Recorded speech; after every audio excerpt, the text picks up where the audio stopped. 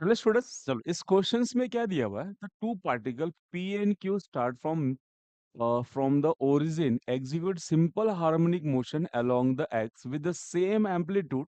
Okay, amplitude कितना दिया है? Same, but different time period 3 seconds and 6 seconds। Okay, the ratio of velocity of P and Q when the two particle meets. Okay, questions में क्या दिया है कि दोनों पार्टिकल स्टार्ट कहाँ से कर रहे हैं? मीन पोजीशन से कर रहे हैं। ओके, दोनों का एम्पलीट्यूड सेम है बट दोनों का टाइम पीरियड डिफरेंट है, तो उनकी वेलोसिटी का रेशो चाहिए। कंसिडर करो, मैं बोलता हूँ यहाँ से कि particle t is equal to 0 से यहाँ से p और q दोनों स्टार्ट हो रहे हैं, ठीक है। और ये तो क्या कर रहे हैं यहाँ पे, इनका एम्पलीट्यूड सेम दिया हुआ है, तो कंसिडर करो यहाँ से क्या हो गया, ये प्लस है माइनस है। दोनों का ट्रैक भी इनडायरेक्टली क्वेश्चन में क्या दिया, सेम।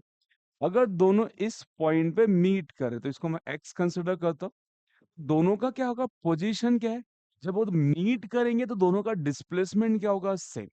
अगर डिस्प्लेसमेंट सेम है तो मैं ऐसा बोल सकता हूँ डिस्प्लेसमेंट सेम है दोनों के लिए एम्पलीट्यूड सेम है, बट दोनों का टाइम पीरियड डिफरेंट है, ऐसा बोल सकते हैं।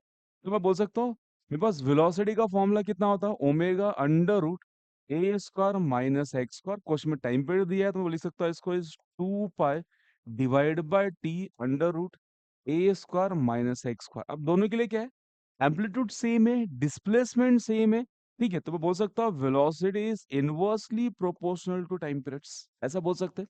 चलो, क्वेश्चन में इनडायरेक्टली आपको क्या क्लिक करना था कि जब दोनों मीट करेंगे तो दोनों का डिस्प्लेसमेंट क्या रहेगा, सेम। तो डिस्प्लेसमेंट सेम है, एम्पलीट्यूड सेम है, तो बोल सकता हूँ वेलोसिटी इनडायरेक्टली क्या हो रहा है, क्या बोल सकते हैं, inversely proportional to time periods. ठीक है, अब मुझे रेशो चाहिए तो रेशो में लिख लेते हैं।